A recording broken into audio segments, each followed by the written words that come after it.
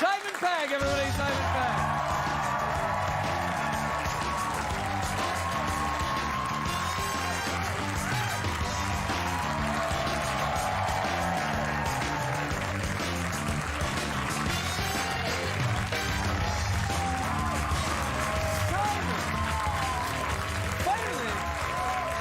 Pantomime horse, robot skeleton. Simon, I'm so glad you're here. I feel like we should know each other. I know, we have a kind of shared history. Yes, and yeah, I'm such a fan of your work and your suit. Well, thank you. Yes, it's special. I knew you when I was a young whippersnapper stand-up because you were on the London circuit at the time. Yeah. You were like... Drunk. Yeah. Yeah. And all the young stand-ups were frightened of you because if it was Craig comparing, he would kill you. Yes. And so you were a bit of a legend. I knew your sister slightly better, Lynn. She compared at a club called the Red Rose. How's she doing? I think she's all right. Yeah, she's fine. We haven't spoken in years. She lives in LA now. Does she? She worked here for years. I know she came over. Yeah. Everybody comes eventually. Oh, yeah. Well, I don't know about that. I just went with the penis thing because it started there, and I figured let's start at that level. Yeah, well, I when I saw in the clip that you had a penis joke, I thought he's going to be very comfortable here. It's fine. No, so Hector and the Search for Happiness. It's about a. Yeah, it's about a psychiatrist who decides that he can't make his patients happy because essentially he's not happy, so he decides to go off on this journey to discover what happiness is, which takes him all around the world through all these different adventures. I love a pipe. I think, are you in therapy? I mean... No, God, no. Oh, come on. No, I'm a man. I don't like to ask for help. I won't ask for directions. I won't read. If I have to assemble some sort of IKEA thing, I won't read the instructions. Yes, I can't read that, you know. And I do not want to burden somebody with my psychosis. I would rather fester within it and, much like the IKEA thing, find that I have a screw loose myself. Do you know what I worry about the IKEA thing? You know when they put that thing in there that you're not allowed to eat it? You're not allowed to eat it? Yeah, they always say there's... That's where I've been going wrong. Yeah, it says... It's that little thing that says, do not eat. I'm like... Oh. It's for the Swedes, because they eat a lot of furniture. Well, the Swedes are like, oh, look, a table. This makes me hungry, because I'm also German. So, are you living in London now, or... We moved out of London. I felt... I was there for 20 years, and I kind of decided it was time. So we moved to Hertfordshire, just north, where there's some grass. I have dogs and a child, and I didn't want to... I don't know. London, I love it. I just don't want to live in it. Yes, no, I've been here 20 years in LA. I know. I remember when you left, there was a huge party. And all the young boys on the circuit rejoiced that they'd no longer be touched. They'd no longer be mauled. I'm kidding. No, this is true. My wife has a vinyl album of yours, comedy album of yours. My Lord. Yeah. She must be Scottish. She is very Scottish. Is she really? Yeah, Glaswegian. That's good. Oh, really? You were married to a Glaswegian woman? In Glasgow, yeah. Oh! I have half my... Look at you, Mr. Tough as Oatcakes. Really? I mean, she's married to a Glaswegian woman? Because I have done that before, and... I was married at the top of the Byres Road. Really? St Simon's Church. That is... Get very personal now. No, the top of the Byres Road where it meets Great Western Road. Yeah. That's the epicenter. That is the centre of all good, as far as I'm concerned. The West End of Glasgow. That's where everything emanates from. Yeah. It was a lovely, lovely occasion, and I have half my family is Scottish, who, of course, are always on my back when I'm playing Scotty. Yeah, of course. And the accent's good. Well, my father-in-law keeps getting me to say weird things like cludgy and bampot and stuff, and J.J. Abrams keeps telling me to speak English. Well, you see, this is the essential mistake that they make, because in Scotland, when I go back, some people, my friends, are nice to me, and some people who are not my friends are like, you don't even sound Scottish anymore. What happened to you? You sound like an American. And I'm like, well, my job is to be understood. Bollocks. Yeah, so, absolutely. You know... You have to... I totally agree. You know, you have to compensate a little bit. When you come here, and no offense intended, you have to speak American a little bit. A little bit, yeah. Like that's because they're Americans. Yeah. Their country, you know. Oh, I need to open my boot because the pavement's wet. Yeah. It's trunk, sidewalk, that stuff. Right. I need to put some petrol in me lorry. No.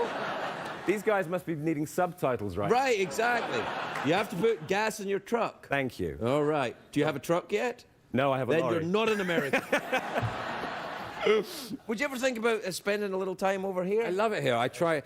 The weird thing, though, is with filmmaking is that it tends not to happen in the centre of Western filmmaking, which is LA. It seems it's in Vancouver, or it's in New Mexico, or London. Every film I've made this year has been in London. So if I was to move to this glorious city, which I'd like to do because the weather's lovely and I like the people, I probably would have to commute to work all the time. You would. Yeah, you'd be away all the time. Actors are always away. That's why I took this job. Absolutely the truth. Because you can stay somewhere. I would be. I had you know, my oldest boy was very young at the time. They said, "You're in town every night." I went, "Okay, I'll do it." And here I am. No, I get it. I miss family when I'm away. I hate it. No, I don't hate it. But you know, when you do stuff for a very long time. Yeah, I get terrible separation anxiety when I've got a 5-year-old girl. Oh yeah. And she's chained up. No, that's wrong. It's my daughter. It's his daughter. She's chained up. No. And when I'm away from her, it's very difficult. My wife and I, we can sort of FaceTime and stuff, that's easy. When I FaceTime with my daughter, she puts the phone in the fridge and shuts the door. She's done it a couple of times, and I'm just looking up at the... I'm left looking up at the when produce. you FaceTime, you're actually inside the phone? That's a very interesting... Yeah. Wow. Yeah. I'm inside the fridge. It's weird to be looking up at produce. It's very strange. I've done it before. That was good. I really wish you would grow up. So, do you ever do any stand-up anymore? I haven't done it for a while. You know what it's like when you... if you don't do it for a while, you get rusty very quickly. That whole thing of being match fit is very important. And it's been such a long time. I went on tour with Steve Coogan for a year. He's a funny man. Very funny man, but we were doing character stuff, and I didn't do my set for that long. And when that year finished, I just felt like, I'd be nervous going back. And then things started to happen in film, Shaun of the Dead, and then I got away from it. Do you know what? Let me tell you a story about Steve Coogan. It's in Glasgow. Steve Coogan stories are good. This is quite an interesting one. Because I was staying in this hotel in Glasgow and I wanted to get a massage. Yeah. And they said, "Do you want a female therapist or a male therapist?" And I said, "Well, I'd much rather have a female therapist." And they said, "Okay." And then I get there and it was a guy.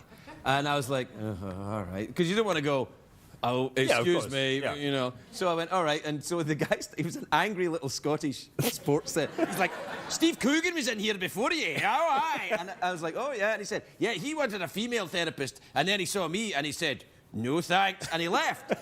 And then I went, "Oh, well," because I thought that's what I was going to do. And then the guy said, "You know what he was after, don't you?" I was like, and that's how libel starts. That is the mildest Steve Coogan story there is, but by it's the only one I could tell on the air. Yeah. We have to take a break. We'll be right back. We'll be right back with Simon Pegg.